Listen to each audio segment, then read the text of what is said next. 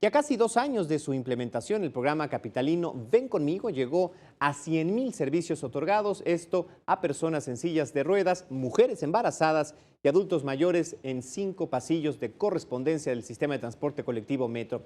Esto para hacerlo más seguro y sencillo en cuanto a su traslado. Esto es apoyado a través de brigadas de jóvenes que pertenecen al INJUVE capitalino.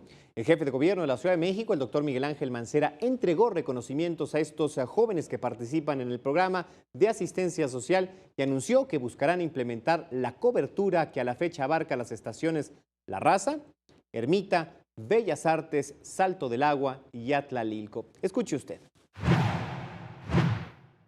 Acabo de darle instrucciones a Marifer para que lo amplíen conjuntamente con Jorge Gaviño en el metro, porque nos va a ayudar el Club Rotario con más sillas de ruedas, porque vamos a trabajar con la sociedad civil, vamos a seguir trabajando con Adopta una Causa y lo queremos hacer más grande. Nos faltan más estaciones.